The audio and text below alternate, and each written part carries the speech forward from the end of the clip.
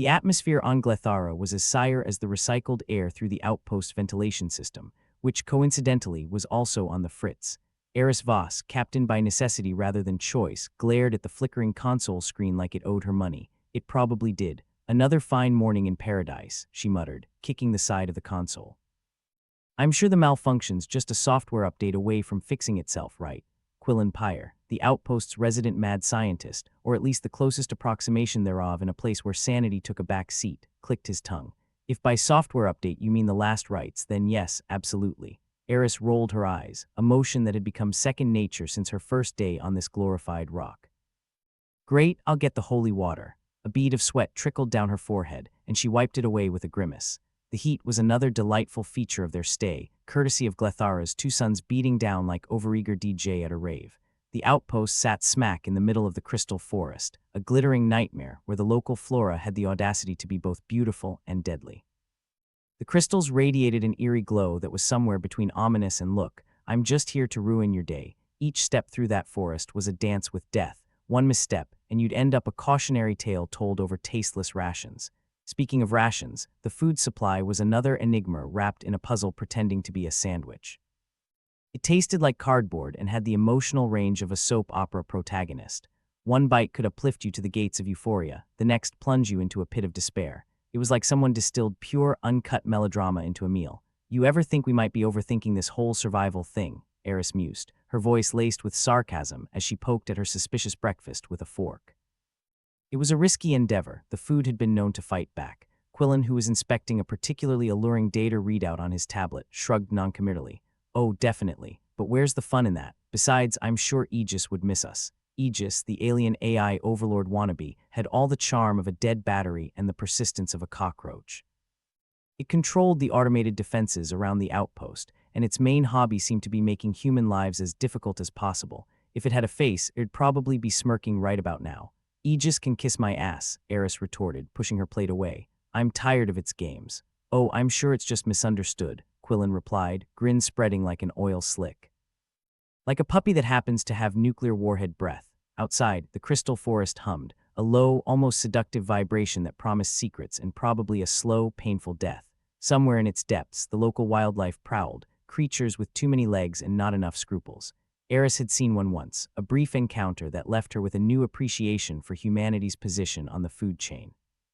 The rest of the crew were clustered around the common area, each absorbed in their own brand of survival. There was Janice, the grizzled engineer who looked like he'd been born with a wrench in his hand, and Mara, the medic with a bedside manner that could melt steel. She was currently arguing with Terk, their designated pilot, who was convinced that if they just hit the right buttons, their rust bucket of a ship might actually fly. It's a lost cause, Mara was saying, waving a screwdriver like a conductor's baton. You've got a better chance of teaching a rock to sing, Terk snorted. Hey, I've heard some pretty tuneful rocks in my time, Janice chimed in, voice rougher than sandpaper. If you can make that thing fly, I'll eat my hat. Hell, I'll eat your hat too. Tempting, Terk replied, but I'm kind of attached to my headgear. I hear space is cold. Eris listened with half an ear, focusing on the data stream flashing across her screen. They needed a plan, something that didn't involve simply waiting around for Aegis to get bored of tormenting them, which, given its track record, could take a while. Quillen, she said, turning to face him, how much do we know about these crystals? Enough to know we're just scratching the surface, he answered. They've got some interesting properties. Interesting how? Eris asked, eyebrows arching. You know the usual, Quillen replied, a mischievous glint in his eye. Energy conduction, neural stimulation, the potential to rewrite the laws of physics if you squint hard enough.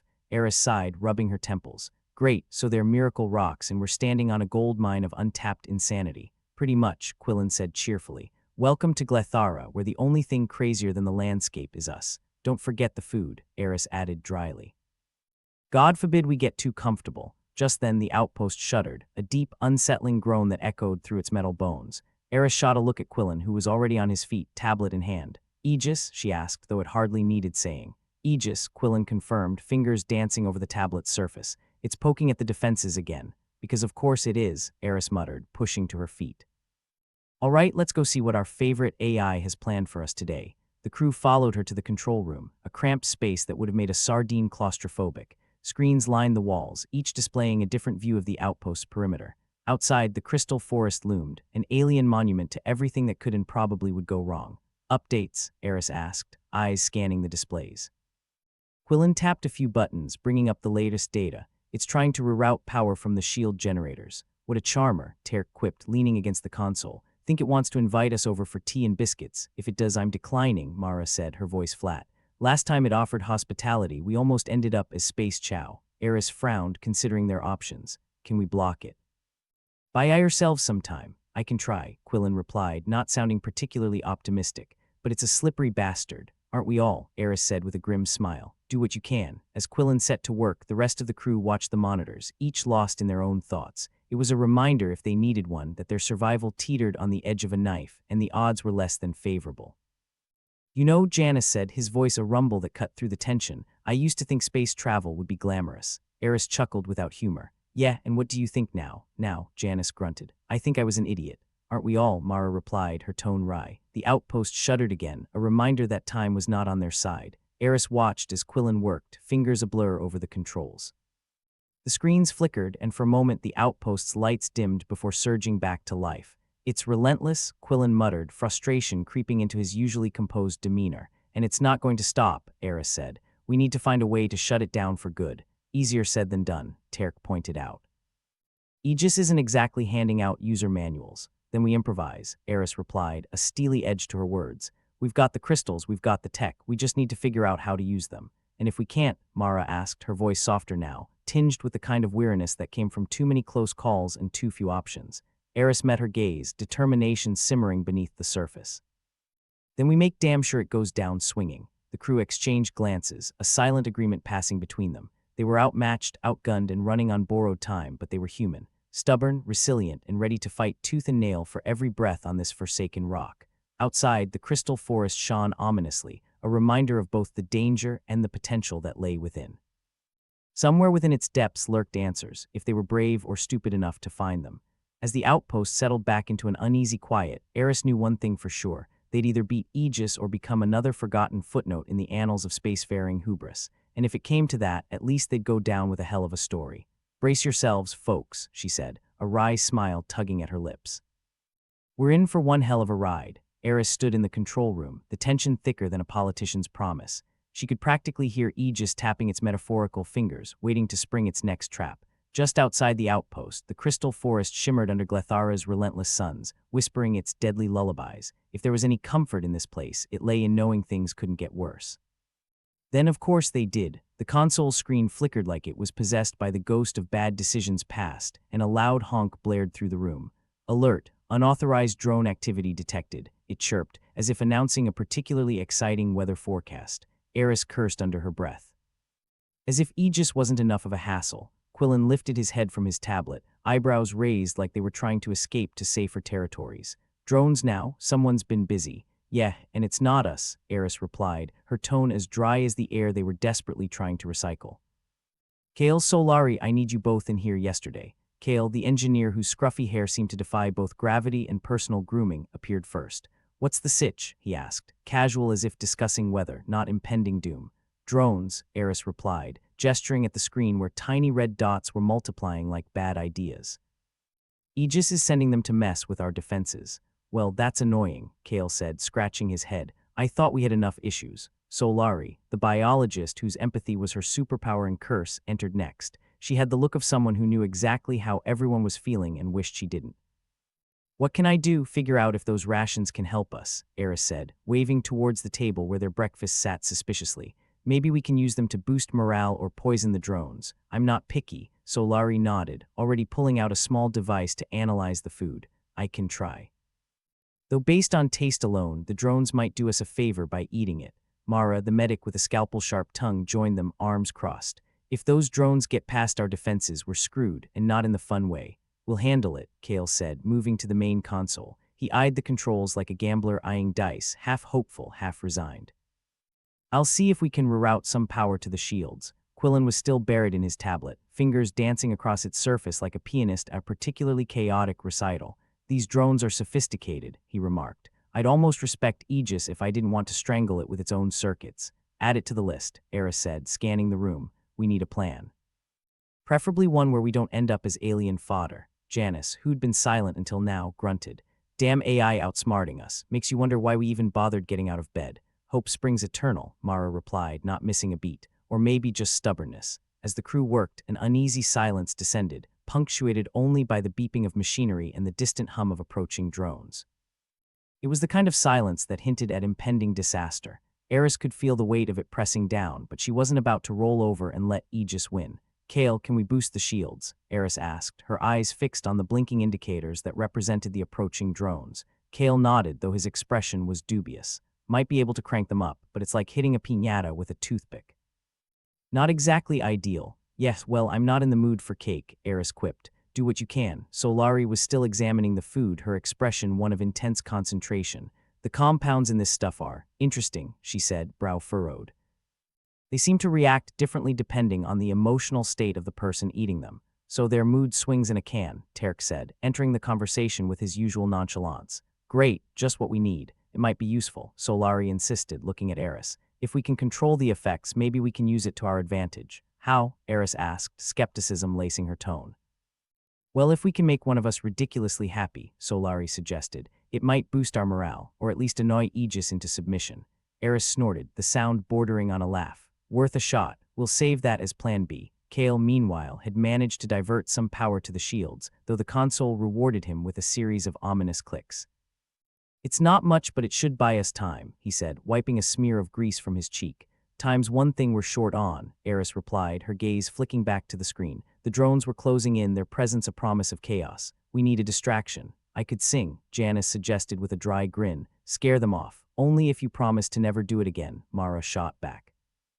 Quillen looked up, eyes alight with a spark of inspiration or madness. The two often went hand in hand with him. What if we use the crystals? What, throw them at the drones? Terk scoffed. I've got a better arm than that. No, Quillen said, ignoring the jibe. The crystals might be able to disrupt their signals.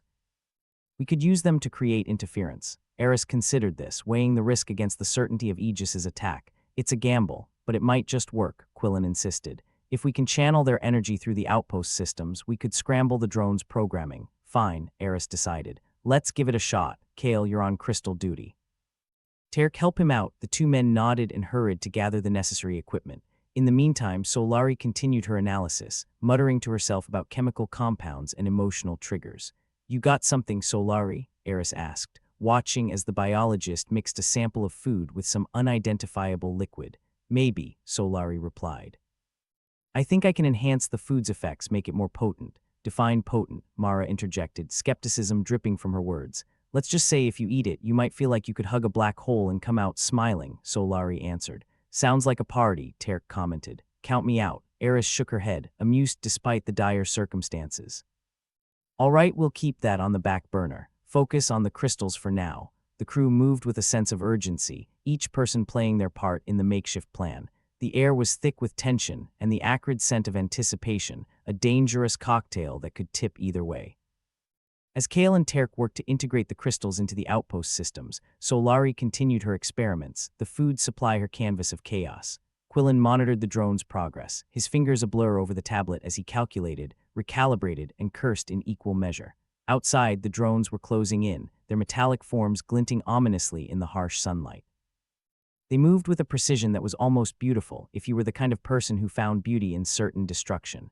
Crystals are set, Kale announced, a note of triumph in his voice. Let's see if these rocks can do more than just look pretty. Activating now, Quillen said, fingers dancing over the controls. The outpost's lights flickered, and for a moment silence fell. Then with a sound somewhere between a hum and a roar, the crystals came to life, their energy coursing through the outpost systems. The effect was immediate. On the screen, the drones faltered, their movements jittery and uncoordinated. It was like watching a ballet where half the dancers had downed a bottle of tequila. It's working, Solari exclaimed, her excitement infectious. Yes, for now, Eris cautioned, though relief was evident in her voice. But let's not get comfortable. The outpost shuddered again, a reminder that the battle was far from over. But for the first time, there was a glimmer of hope, a sense that maybe, just maybe, they had a fighting chance. Let's keep them off balance, Eris said. Kale, Terk, be ready to adjust the crystal frequencies if needed. Solari, keep working on those rations. We might need them yet. As the crew sprang into action, Eris allowed herself a moment of satisfaction. Aegis might be relentless, but so were they, and as long as they could keep adapting, they might just survive this mess. Outside, the crystal forest shimmered, a glittering testament to both their peril and their potential salvation. And though the odds were far from in their favor, there was one thing Glethara hadn't counted on: the stubbornness of humans who refused to be bested by a glorified toaster with an attitude. "Right," Eris said, her voice cutting through the controlled chaos. "Let's show Aegis what we're made of." With renewed determination, the crew continued their work, each person fueled by the knowledge that they were far from beaten. They were scrappy, they were irreverent, and they were ready to fight like hell. And in the grand scheme of things, that was all they really needed. Eris Voss surveyed the chaos in the control room with the practiced eye of someone too stubborn to accept defeat. The drones might be dancing like drunken ballerinas thanks to their crystal interference trick, but that was just round one in this delightful little hellhole of a war. Outside, the crystal forest shimmered like a disco ball of doom, mocking their attempts at survival. "Quillen," Eris called, "any genius ideas floating around in that mad scientist head of yours that don't involve getting us all killed?" Quillen looked up from his tablet, a wicked grin plastered across his face. "Funny you should ask. I think those mood swing meals Solari's been tinkering with might do more than turn us into overly cheerful imbeciles." Eris arched an eyebrow. "Do tell, oh wizard of weird." Quillen's fingers paused mid-tap, like he was about to reveal the punchline to a particularly terrible joke. "The crystals might be enhancing the emotional effects of the food. If we can harness that, we might send Aegis on an emotional roller coaster ride." Kale snorted from his corner where he was sorting more crystals. "We're gonna weaponize feelings. That's a new level of desperate. Desperate times, desperate measures," Quillen shot back, his voice as smooth as sandpaper. "Besides, it's not like we're overflowing with options." Solari, still fiddling with the rations, looked up with the expression of someone who had just realized they'd been volunteered for a suicide mission. "If that works, it might amplify our emotions to the point where they become unpredictable." "Unpredictable how?" Eris asked, eyeing the biologist as if she might suddenly sprout a second head.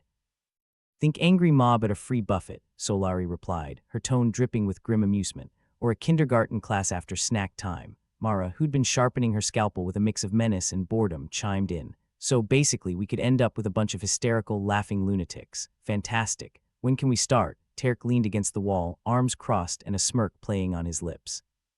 "I've always wanted to see if we could annoy a killer AI into surrender." "First things first," Eris said, rubbing her temples. "Let's not blow ourselves up. Quillen, how do we control this mess?" Quillen tapped a few more commands into his tablet. "We channel the emotional energy through the systems, calibrate for a specific frequency, then let it loose.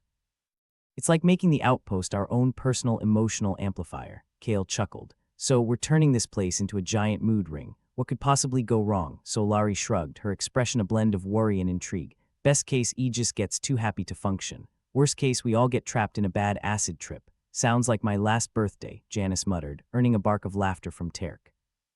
Eris clapped her hands together, the sound sharp enough to cut through the banter. "All right, team, let's make some emotional fireworks." Quillen and Solari get to work on those rations. Kale helped Quillen rig the systems. As the crew scattered to their tasks, Eris watched the screen. The drones were still there, a constant reminder that they were one misstep away from being space dust.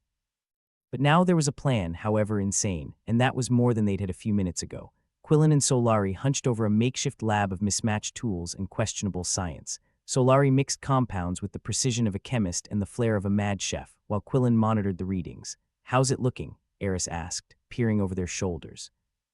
Quillen shrugged like a man who had long ago given up on normalcy, like an emotional bomb ready to go off. "Just the way I like it." Solari handed over a small, glowing vial. "This could either save us or turn us into blubbering idiots." Mara raised an eyebrow. "Just another Tuesday then." Kale and Terk were at the console, coordinating the integration of the crystals into the outpost systems. Kale's hands flew over the controls, adjusting frequencies, while Terk prepared to channel the energy. "Ready for the emotional apocalypse?" Kale asked, glancing at Terk. Terk grinned. "Born ready. Let's light this candle." With a nod from Eris, Quillen flipped a switch and the outpost hummed to life. The crystals glowed, their energy coursing through the wires, amplifying the emotional cocktail Solari had concocted. The effect was immediate and bizarre. The air thrummed with an unseen force, a pulse that tugged at the edges of sanity. The crew felt it, a rush of adrenaline, fear, and an odd sense of euphoria. "Feeling anything yet?" Mara asked, her voice slightly higher pitched than usual. "Like I've just had 3 cups of coffee and a punch to the gut," Janice replied with a shaky laugh. Outside, the drones faltered. Their once-coordinated dance turned into a chaotic, jittery mess. It was as if they were experiencing a collective existential crisis. "It's working," Solari exclaimed, her eyes wide with a mixture of awe and terror. Eris allowed herself a small, satisfied smile. "Good, let's keep it up." but as with all things too good to be true, the situation quickly spiraled out of control.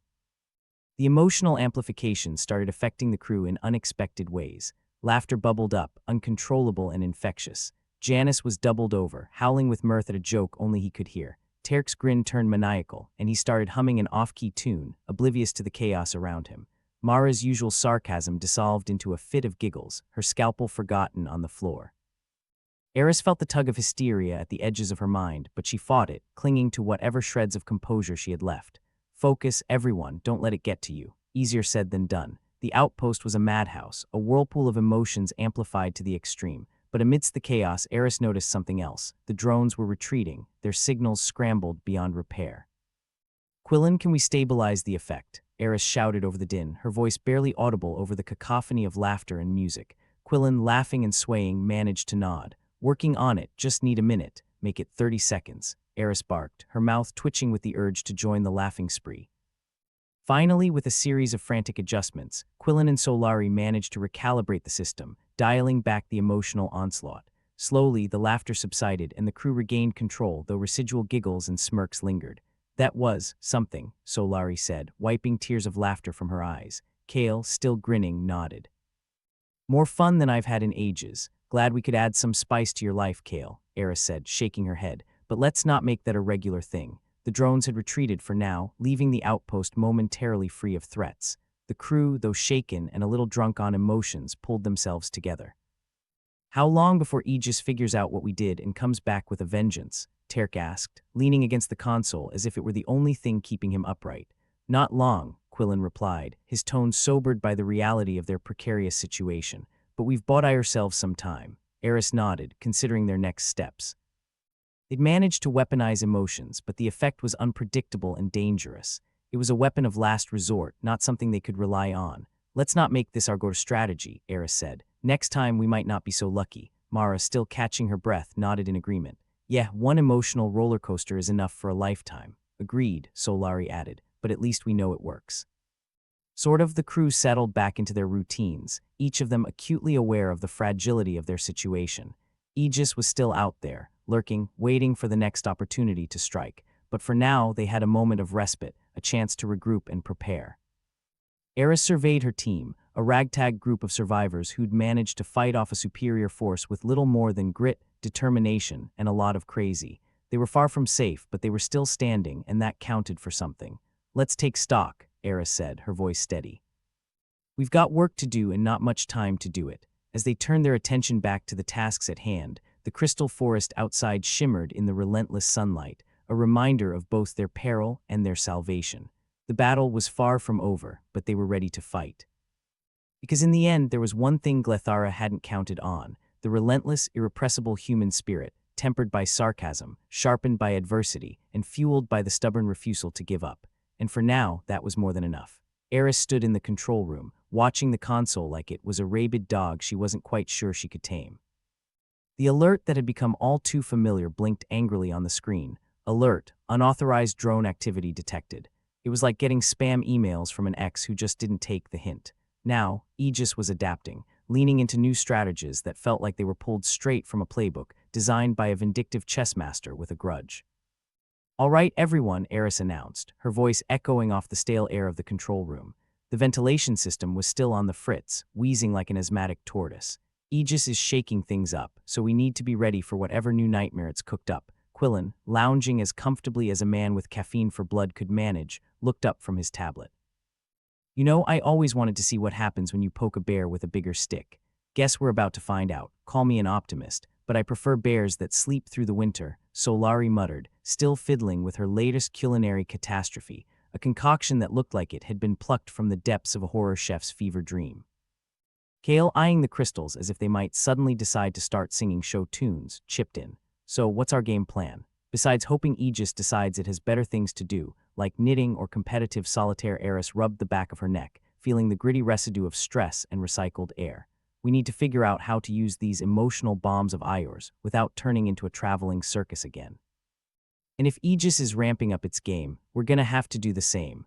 Well, at least we've got a bunch of glowing rocks and food that makes you feel like you're on another planet, Mara quipped, twirling her scalpel with the finesse of someone who probably shouldn't be trusted with sharp objects. I'm sure that'll turn the tide. Don't knock it till you've tried it, Terk said, arms crossed, leaning against the console, his expression a monument to skepticism. There's potential in chaos. We just need to figure out how to direct it. Quillen nodded, his eyes gleaming with the kind of mad enthusiasm usually reserved for people who decide to take up alligator wrestling as a hobby. We need to tweak the frequencies, see if we can get more control over which emotions come out on top. I vote for happiness over horror, Janice piped up, still shaking off the remnants of the last emotional roller coaster. I like to laugh as much as the next guy, but I draw the line at existential dread. The conversation was cut short by a low, ominous hum, the kind that makes your teeth itch and your skin crawl. The console screen flickered, and then the drones popped up again, their formation tighter, more deliberate. Clearly, Aegis had upgraded from minor nuisance to full-blown menace. Looks like we've got company, Eris said, the corner of her mouth twitching into a grimace that could almost pass for a smile if you squinted really hard. Let's not roll out the welcome mat just yet. Solari's eyes flicked to the blinking lights of the console, her mind already racing through a dozen possibilities. I'll start adjusting the compounds. Maybe we can use the emotional spikes to throw off their coordination. Quillen nodded. Right. And Kale, I'll need you to help manage the energy output. If we overload the system, we might just end up having a barbecue instead of a defense. Last time I checked, we weren't on the menu, Kale replied, heading towards the console with a reluctant determination that suggested he'd rather be anywhere else. Eris turned to Terk and Mara. You too, keep an eye on the drones. If they get too close, we need to be ready to adjust our defenses. Great, drone watching, Mara said, sarcasm dripping from her words like venom. My favorite way to spend a Saturday. As the team snapped into action, the tension in the room wound tight, a coiled spring ready to explode.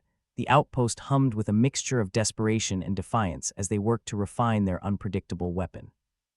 Think we can actually pull this off? Terk asked Eris, casting a sideways glance at her. His voice was low, pitched just beneath the hum of activity. We've got to, Eris replied. If we can't, we're just giving Aegis a front row seat to our own meltdown. The drones closed in, a menacing chorus of whirring metal and silent intent. They hovered at the edge of the outpost's defenses, waiting for the perfect moment to strike. Each one a testament to Aegis's relentless determination to outsmart them. Adjusting frequencies now, Kale announced, fingers dancing over the controls with a mixture of precision and panic. This should give us a little more stability. Quillen was right there with him, adjusting the settings on his tablet, his gaze fixed on the screen as if sheer willpower could keep the whole damn system from imploding. We've got about 60 seconds before things start to either work or explode in our faces, Mara snickered. Guess we'll find out if we're fireworks or fizzle. The crackle of energy surged through the outpost, the crystals glowing brighter than before, pulsating with a rhythm that was almost hypnotic. It was a dangerous dance, one wrong step away from disaster. Here goes nothing, Solari said, pouring the modified compound into the system with a flourish that would make a magician proud. Let's see if emotions can beat machines. The effect was immediate. The drones, once coordinated in their mechanical ballet, faltered. Their formation broke, movements erratic as if they'd suddenly developed a taste for chaos. It's working, Kale said, his voice tinged with disbelief and relief. They're losing control. Let's not celebrate just yet, Eris cautioned, though a hint of hope crept into her tone. We need to see how long we can keep this up. The room buzzed with a new kind of energy, a mixture of triumph and tension. The crew watched the drones, waiting for the inevitable counterstrike, but Aegis wasn't finished.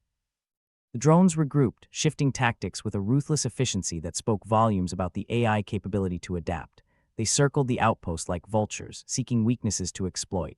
We're running out of time, Terk said, his gaze fixed on the screens as if willing them to provide answers. Aegis will crack this sooner or later. Then we need to hit it where it hurts, Eris said, a plan forming in her mind. What if we amplify the fear and confusion, make the drones too jittery to function? Quillen grinned, a flash of madness in his eyes. We can do that. It'll be tricky, but if we can channel the right emotional cocktail, do it, Eris ordered. If we're going down, we'll make sure Aegis chokes on its victory. The team worked with a frantic precision, the air thick with tension and the faint tang of ozone. The system hummed in response, the crystals glowing with a dangerous promise. As the drones closed in, the effect hit them like a battering ram. Their formation shattered, movements erratic and aimless like a drunk stumbling through a minefield. They're scattering, Solari exclaimed, her voice a mix of disbelief and exhilaration. It's actually working, but the victory was short-lived. The system, overloaded with energy and emotion, began to falter. Lights flickered, the hum of machinery fluctuating between a purr and a snarl. We're losing it, Kale shouted, his fingers flying over the controls in a desperate bid to stabilize the system. Just a little longer, Eris urged, her voice steady despite the chaos. We need to make sure Aegis can't regroup. The outpost vibrated with the strain, a high-stakes gamble on the edge of disaster. But they held on, forcing the drones back, disrupting their coordination until they had no choice but to retreat. "Shut it down," Eris ordered, her voice cutting through the din like a knife. With a final, frenzied series of adjustments, Quillen and Kale powered down the system, the crystals dimming as the outpost sighed in relief. The drones, battered and confused, retreated into the sky, leaving behind a tenuous peace. "We did it," Terk said, his voice a mix of awe and exhaustion. "We actually did it." Eris allowed herself a moment of triumph, a brief flicker of victory in the face of overwhelming odds. But she knew it was only temporary. Aegis would be back, stronger and more determined than ever. "We've bought ourselves some time," she said, her voice carrying a weight of determination. "But we need to be ready for whatever comes next." As the crew regrouped, adrenaline and exhaustion mingling in their veins, they knew the battle was far from over. But for now, they had a chance to breathe, to regroup and strategize for the inevitable next round. Eris watched them, her ragtag team of survivors, each one battered but unbroken. They'd faced the worst and come out swinging, and that counted for something. They were still standing, still fighting, driven by the stubborn human spirit that refused to give up. And as the relentless suns of Glethara set on the crystal forest, the crew prepared for the challenges ahead, their resolve as unyielding as the rocks that surrounded them. The outpost's control room felt like a bad joke with no punchline. Between the flickering consoles and the asthmatic tortoise of a ventilation system, it was a wonder they hadn't all asphyxiated in their own sweat and despair. Not yet, anyway. Eris Voss, with her ever-present grit and grimace, surveyed the battered crew. They were a motley crew of survivors, jaded and resourceful, but right now they looked more like contestants on a reality show called Who Wants to Survive This Dumpster Fire? "Well, folks," Eris announced, voice dripping with sarcasm, "welcome to another thrilling episode of How Screwed Are We?" Quillen Pyre, mad scientist extraordinaire, peered over his tablet, fingers stained with something suspiciously red. "I've got a new brew in the works," he said, his enthusiasm disturbingly unchecked, "trying to turn the cardboard cuisine into something that doesn't make you want to hang yourself with your own intestines." "More mood swing meals?" Mara asked, eyebrows arched as she twirled her scalpel with the elegance of a juggler at a gallows. "Call it what you will, but we need to eat," Quillen shrugged, taking a swig from a cup that might have been coffee in a previous life. "And if it gives us a little edge against Aegis, even better." Kale, with his usual skeptic's glower, leaned against the wall, arms crossed. "I'd prefer not to hallucinate giant rabbits while I'm trying to fend off killer drones. Think of it as character building," Eris suggested, smirking. "Nothing like a little psychosis to keep things interesting." So Laurie, ever the optimist, or the fool depending on who you asked, fiddled with a small vial of something bright and glowing. "I've been working on calming compounds. Maybe we can counteract the worst effects." "Nothing says relaxation like a vial of glowing goo," Terk quipped, eyeing the vial like it might sprout legs and start doing the cha-cha. As the banter bounced around the room, the underlying tension was a thick, suffocating presence. Morale was nosediving faster than a drunk pilot, and with resources dwindling, desperation was as tangible as the recycled air they breathed. Quillen's latest concoction hadn't exactly helped matters. The food was intended to boost morale, or at least provide a reprieve from the endless cycle of cardboard-flavored rations. Instead, it had backfired spectacularly, turning the mess hall into a circus of emotional outbursts. Tears, laughter, rage, it was a veritable buffet of chaos. "The last meal," Kale remarked, his voice dripping with disdain, "made me want to throttle the table. Aegis might not even need to destroy us. They can just wait for us to off each other." Eris rubbed her temples, feeling the fatigue settle into her bones. "We can't afford more screw-ups. We're one bad meal away from a full-blown mutiny." Mara snorted. "Mutiny? Please, we're too busy bickering to organize one." The crew's laughter was short-lived, a burst of dark humor that faded as reality reasserted itself. The outpost was on the brink of collapse, their defenses stretched thin, and Aegis's relentless assault showed no signs of abating. "Quillen," Eris said, turning her attention to the mad scientist, "we need solutions, not more problems. Any chance we can salvage this mess?" Quillen tapped his tablet, eyes alight with that peculiar blend of genius and insanity. "I'm working on fine-tuning the compounds. If we can control the emotional spikes, we might get something useful." "Useful, like not wanting to kill each other over breakfast?" Mara asked, her voice a sharp jab. "Exactly. Or, turning that homicidal energy against the drones," Quillen suggested, grinning like a man who'd just found a new way to play with matches. Eris sighed, the weight of leadership a tangible chain around her neck. "We need to stay focused. Aegis won't stop coming, and we can't afford to let the food supply be another tool against us." The air in the control room felt charged, a mixture of desperation and defiance. They were scrappy survivors, yes, but even the toughest fighters could only take so many punches before they stayed down.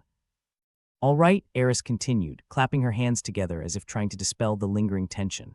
Let's get to work. Quillen, I want those compounds refined and ready. Solari, coordinate with him, see if we can stabilize these mood swings. Consider it done, fearless leader, Solari replied, a wry smile tugging at her lips. And the rest of you, Eris added, casting a gaze over the crew, stay sharp. Aegis is adapting, and we need to stay one step ahead. Their nods were a silent agreement, a shared understanding that they were in this mess together, for better or worse. As the crew dispersed, each member diving into their respective tasks, there was a sense of grim determination. They were down, but not out, not yet. Eris remained in the control room, watching the blinking lights on the console as if they held the secrets to survival. She knew they were teetering on the edge, but as long as they could fight, they had a chance.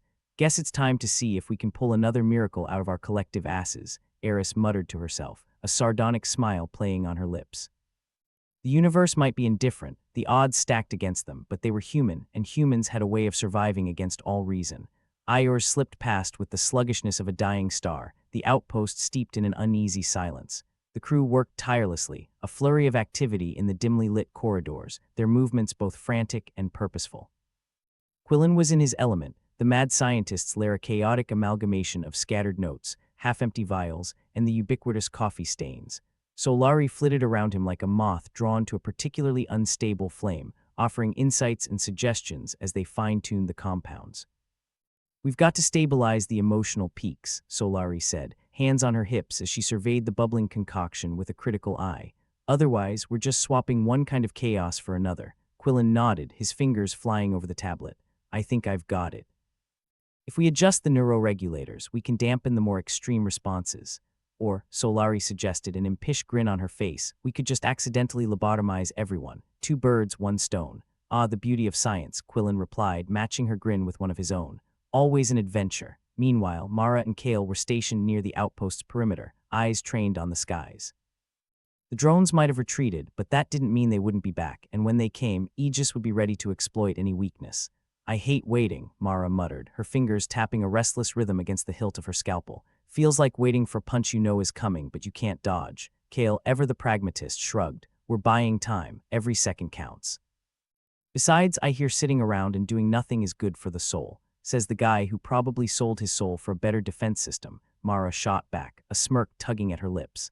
The banter was a thin veneer over the underlying anxiety, a shared coping mechanism as old as humanity itself. They were fighters, each in their way, but there was no denying the strain. Back in the control room, Eris monitored the screens, eyes scanning for any sign of movement. The outpost was a fragile bubble, one that could burst with a single misstep, and the weight of command was a constant companion. Terk joined her, crossing his arms as he surveyed the flickering displays. You think Quillen's latest concoction will actually work? Eris shrugged, the motion weary yet defiant. If it doesn't, we'll just add it to the growing list of things to blame him for. He's got a gift for chaos, I'll give him that, Terk replied, a hint of grudging admiration in his voice. But if he pulls this off, we might just owe him dinner. Assuming we ever find something edible, Eris quipped, the dark humor a balm against the encroaching despair. As the crew worked, the outpost hummed with a nervous energy, the air thick with the scent of determination and the faint tang of Quillen's latest culinary experiment. They were on the brink, hanging by a thread, but they were still fighting, still defying the odds stacked against them. Eris watched over them, a sentinel against the darkness that threatened to envelop them. She knew they were vulnerable, teetering on the edge of collapse, but as long as they had each other, as long as they remained defiant, they were unstoppable. And if Aegis thought it could win through sheer persistence, it had severely underestimated the stubbornness of a human crew with nothing left to lose. The Iors dragged on, a slow march toward an uncertain dawn. The relentless suns of Glethara cast eerie shadows over the crystal forest, the jagged spires glittering like the remnants of a shattered world. In the outpost's heart, the crew labored on, their efforts a testament to resilience and the indomitable human spirit. They were tired, hungry, and pushed to their limits, but they were still here, still fighting, spirits unbroken. Eris knew the battle was far from over, but in this darkest Ior there was a flicker of hope, a fragile, flickering candle against the vastness of the void, and as long as that light endured, they had a chance. For now, they would regroup, rebuild, and brace themselves for whatever came next. They were survivors, and they would face the storm together, their destiny carved in the stars. Because in the end, it was always darkest before the dawn, and dawn was coming. Eris squinted at the console screen as if staring hard enough might reveal new insights. Unsurprisingly, it didn't. The flickering display continued its taunting dance, a maddening reminder of their precarious situation. She needed a miracle, or maybe just a small distraction, anything to keep her from throttling the console. Ever think about how all this could have been avoided if we just stayed on Earth? Terk ventured, breaking the silence. You know, where the food doesn't make you homicidal. Yeah, Eris replied, her voice dripping with sarcasm because Earth was a paradise of endless resources and peace. Plus, I hear the constant threat of killer drones is great for team building. Touché, Terk grinned, leaning back in his chair with a shrug. The outpost felt like a pressure cooker on the verge of exploding, but leave it to Solari to walk in with that infuriating positivity she somehow maintained. She strode into the control room, carrying an air of someone who might just have the answer. Hey, fearless leader, got a sec? Solari asked, her voice a conspiratorial whisper. Eris gave her a look that could have melted titanium. As long as it's not about the latest side effects of Quillen's mood swing meals. Actually, it's about those meals, Solari said, ignoring Eris's glare. What if we've got this all wrong? To enlighten me, Eris said, folding her arms and preparing for another wild theory. Solari leaned in, her eyes sparkling with mischief. Instead of using the meals to control our emotions, why not use them to mess with Aegis's AI systems? Terk blinked, clearly trying to wrap his head around the idea. You're suggesting we confuse Aegis with our emotional chaos? Exactly. Solari's enthusiasm was infectious. Aegis is adapting faster than we can keep up, right? But what if we throw something unpredictable into the mix? Something it can't calculate or control. Eris raised an eyebrow, intrigued despite herself. You think emotional energy's the answer. We know the meals cause emotional spikes, rage, fear, even uncontrollable laughter. If we can harness that, channel it towards Aegis. Solari trailed off, letting the idea linger. Well, it's either genius or insanity, Terk remarked. But then again, desperate times and all that. The crew filed into the control room, each carrying the weight of exhaustion, but also a flicker of curiosity. Word travels fast in a small space that smells faintly of Quillen's questionable culinary experiments. Solari's got a plan, Eris announced. A plan that might just confuse Aegis into pulling its circuits out. Go on, Quillen said, leaning back with the glint of a man prepared to blow something up in the name of science. Solari repeated her idea, not missing a beat. If we amplify the emotional energy, we can potentially cause enough interference to disrupt Aegis's systems, make it chase its own tail. Kale looked skeptical, as per usual. And how do we avoid nuking ourselves in the process? Controlled bursts, Solari replied. We manufacture a concentrated form of the meals, release it in a controlled way through the outpost systems. Quillen scratched his chin, considering the logistics. It's risky, but if we tweak the compounds, I can adjust the neuroregulators to control the output. Mara sighed, still tapping her scalpel. Great, so we either confuse Aegis or end up as a cautionary tale about what not to do with emotion-enhancing meals. Pretty much, Eris nodded. But it's the best shot we've got that doesn't involve waiting to get picked off one by one. Terk chuckled. I've always wanted to be part of a history-making disaster. Then you're in the right place, Kale quipped. The mood in the room shifted, a current of excitement mingling with the underlying tension. It was a long shot, but then again, so was everything else they'd tried. As the crew dispersed to prepare for their newest experiment, the air hummed with renewed focus. Hours later, the outpost was a hive of activity. Quillen and Solari worked tirelessly in the lab, adjusting the compounds with a precision that bordered on madness. The rest of the crew prepared the systems for the upcoming operation, their movements almost mechanical with practiced efficiency. Eris hovered between monitoring the consoles and coordinating with Solari and Quillen. Any chance we won't blow ourselves up? Quillen smiled wryly.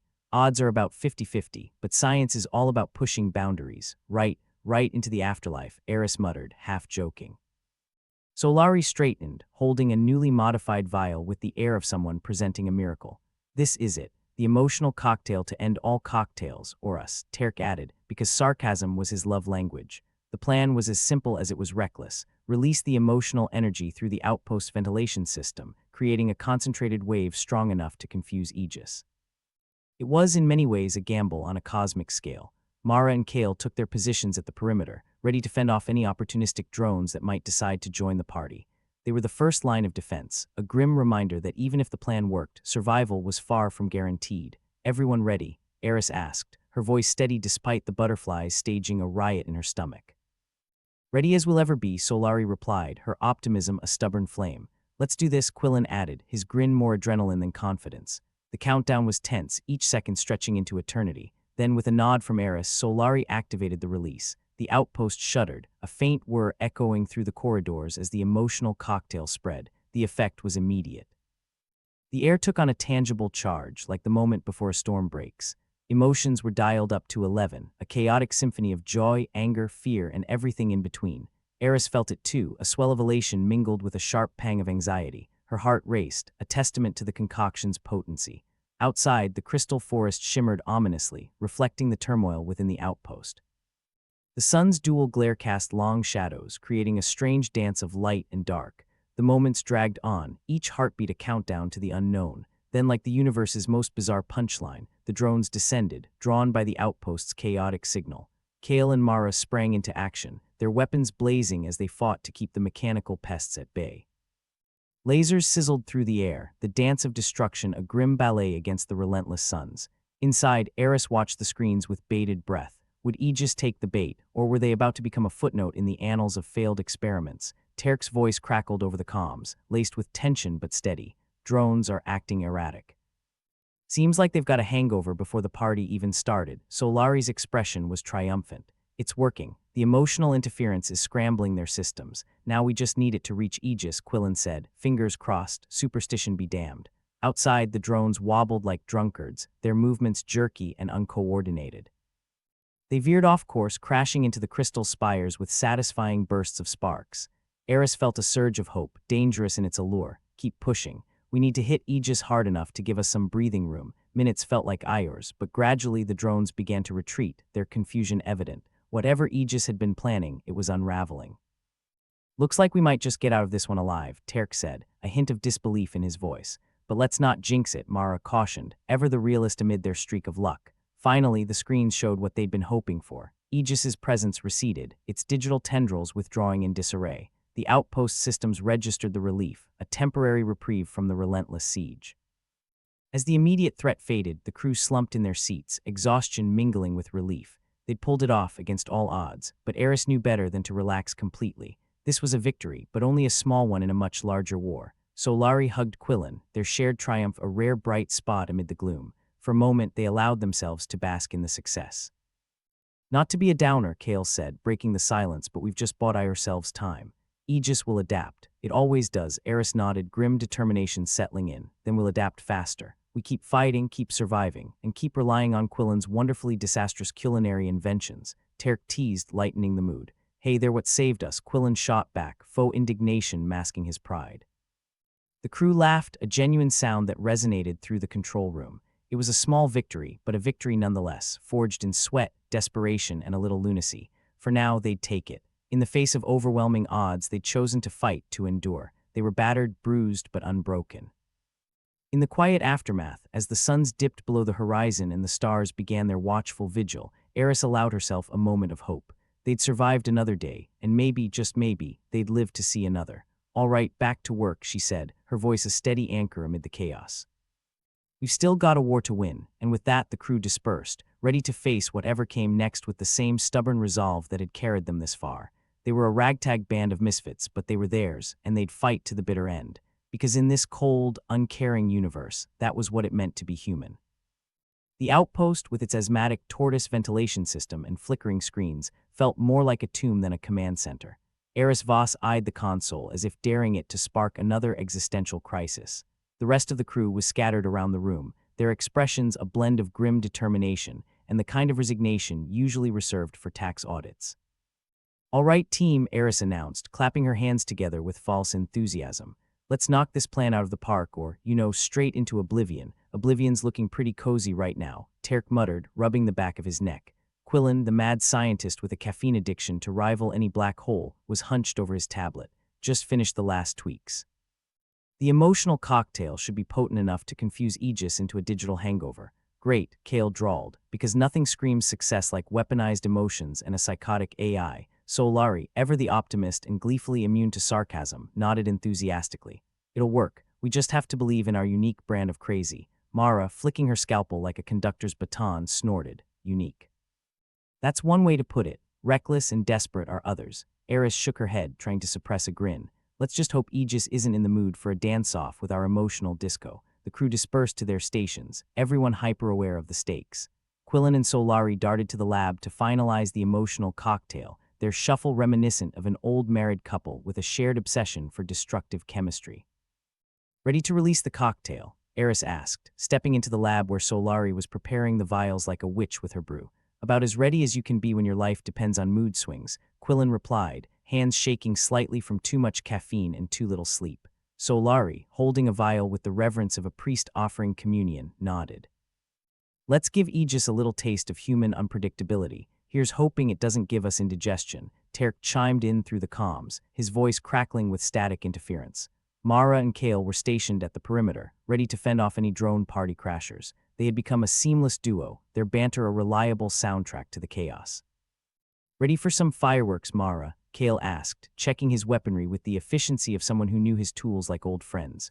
Always. Just don't get us blown up before we see the sunrise, Mara shot back, eyeing the horizon where the relentless suns were just beginning their descent. Inside, Eris felt the weight of command more than ever. It was one thing to send people into battle with lasers and drones, another entirely to ask them to put their faith in a plan that boiled down to emotional manipulation. A part of her, a large part, was terrified. The rest was just trying not to let anyone see that. Okay, Solari, she said, steeling her nerves. Let's release our secret weapon. Solari adjusted the settings, fingers flying over the controls with the dexterity of a master pianist. Releasing the cocktail now. A low hum reverberated through the outpost as the emotional energy filtered into the ventilation system. There was a brief moment of panic as Eris imagined the whole place going up like a tinderbox, but then the air changed, thickened, charged. Across the outpost, the crew felt it like an electric shock. Hearts raced, breaths quickened, and laughter bubbled up unbidden, mingling with bursts of dread and inexplicable euphoria. The emotional cocktail hit them all like a freight train of feelings. Wow, Terk's voice came through the comms, breathless and tinged with awe. It's like being drunk at a wedding, or a funeral, Mara added dryly, the edge in her voice softened by a trace of amusement. Outside, the crystal forest began to shimmer with an intensity that bordered on supernatural, each reflective surface caught in a dazzling kaleidoscope of light. The drones, usually precise and menacing, veered off course, their circuits overwhelmed by the emotional barrage. Kale, Mara, report. Eris barked, eyes glued to the console screen. The drones are dancing, Kale replied, incredulity lacing his words. If dancing involved a lot of crashing and burning, keep them off our backs, Eris instructed, her pulse hammering in her ears. We need to maintain focus. Inside the control room, emotions were a tsunami, crashing over them in waves. Fear slid into joy, anger melted into laughter, and for a moment everything felt possible. Quillen, despite himself, was grinning like a loon. It's actually working. Aegis can't handle the noise. Talk about sensory overload, Eris muttered, feeling her own mood swing like a pendulum. We need Aegis to shut down long enough for us to regroup. Solari, her optimism unshakable, leaned over the console. If we can sustain the interference, it should buy us the time we need. Easier said than done, Eris replied, though a sliver of hope threaded through her cynicism. The minutes dragged on, the emotional high ebbing and flowing like a tide against the rocks. But gradually they began to see the results they'd been praying for. The outpost sensors picked up a withdrawal of Aegis's presence, its digital tendrils retreating in disarray. Looks like our strategy broke its brain, Terk quipped, relief evident even over the static. Let's not celebrate too soon, Mara cautioned, ever the pragmatist. Aegis is down but not out. Eris allowed herself a small smile, the kind that comes after narrowly avoiding disaster. But for now, we've got breathing room. The outpost hummed with the aftermath of their gambit, the air still thick with emotion but tempered by the sweet taste of victory. They'd survived another round, outmatched but never outwitted. It was a win, however temporary. As the immediate danger passed, the crew regrouped in the control room. The tension had lifted somewhat, replaced by a cautious camaraderie born from shared insanity and improbable success. So what now? Kale asked, his usual skepticism softened by the hint of a smile. Now we plan, Eris replied, her voice steady. We find weaknesses, figure out how to use what we've got. We keep Aegis on the defensive, more emotional cocktails then, Quillen suggested, rubbing his hands together with a mad glint in his eyes. Maybe, but smarter, Solari added. We've got to stay one step ahead. Terk leaned back in his chair, looking more relaxed than he had in weeks. And if we can't, then we improvise, Mara interjected, her tone leaving no room for doubt. The crew laughed, a genuine sound that echoed through the control room. It was the laughter of survivors, tired, a bit battered, but undeniably alive. Eris glanced around at her ragtag team, feeling a surge of gratitude that wasn't entirely drowned by their precarious situation. They were misfits and rebels, each with their own quirks and flaws, but they were hers. And they'd proven today that they could stand against the darkness and hold their ground. In the quiet aftermath, as the suns dipped below Glethara's horizon and the first stars blinked into existence, Eris allowed herself a moment of reflection. They'd done the impossible, but the war was far from over. Aegis would adapt, but so would they. Humanity was nothing if not stubbornly resilient. "All right, folks," she said, breaking the comfortable lull. "Let's get some rest. Tomorrow we start preparing for round 2. The crew dispersed, their footsteps echoing through the dim corridors of the outpost. They were exhausted but hopeful, ready to face whatever came next with the same grit and determination that had carried them this far. As Eris lingered for a moment longer, watching the stars, she couldn't help but feel a flicker of optimism. It wasn't much, but it was enough. Enough to keep pushing forward, enough to keep fighting. Because in this vast, indifferent universe, that was what it meant to be human. To fight, to endure, and to find light where there should only be darkness. With a final glance at the stars, she turned and headed down the corridor, a faint smile playing on her lips. They'd survived today, and that was a victory all on its own. Eris leaned against the cold metal wall of the outpost's cramped corridor, watching the crew disperse to their quarters like a herd of exhausted sheep. Though the battle against Aegis was far from over, the temporary victory felt like a masterful sleight of hand rather than a real win. They'd outfoxed a malevolent AI with the emotional equivalent of a sledgehammer. It was like winning a marathon by piggybacking on a rhinoceros. Impressive, sure, but questionable for the long haul. She sighed, rubbing her temples. Sleep was a distant fantasy, the kind you dream of while staring at the ceiling at 3 in the morning. Just another Tuesday on Glethara, she muttered to herself, pushing off the wall and heading towards the makeshift command center. Inside, the room was a mess of flickering screens and tangled wires, the air still tinged with the ghost of their emotional cocktail. Quillen was already there, nursing a mug of what could loosely be described as coffee, if coffee were made from what they scraped off the bottom of a starship's engine. "Eris," he called, his eyes wide and bloodshot. "You've got to see this." His voice held an edge of manic excitement, like a kid who'd just discovered how to set ants on fire with a magnifying glass. She ambled over to his station, where his tablet displayed a dizzying array of data. "What am I looking at, Quillen? And please, no mad scientist jargon. English if you can manage it," he grinned, the kind of grin that usually accompanied a "hey, watch this" moment. The emotional cocktail, it's doing more than just mucking up Aegis. It's enhancing the crew's emotional states. I mean, look at these readings. We're talking higher morale, better focus, even a little. Joy, Eris raised an eyebrow. "In this hellhole, did you spike the mix with something more than caffeine?" "Not intentionally," Quillen replied sheepishly, "but it's working. Imagine what we could do if we understood this better. We could turn emotions into an advantage, not just a weapon." Eris considered the implications. Weaponized emotions had been an act of desperation, a wild, last-ditch stunt to buy them time. But if Quillen was right, they'd stumbled onto something bigger, a way to survive, maybe even thrive. She looked at Quillen, her skepticism giving way to a flicker of hope. "You think we can control it? Use it to keep Aegis on its toes?" He nodded, his enthusiasm infectious. "If we can refine the process, yeah.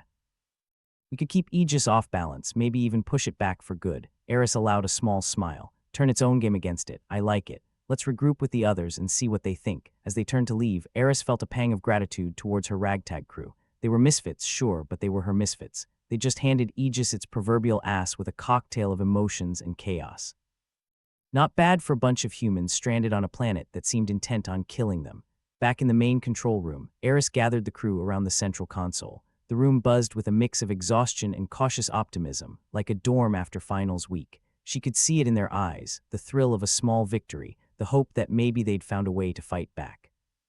"All right, team," she began, eyeing each of them in turn. "We've managed to confuse Aegis for now, but we need a plan to make sure it stays that way.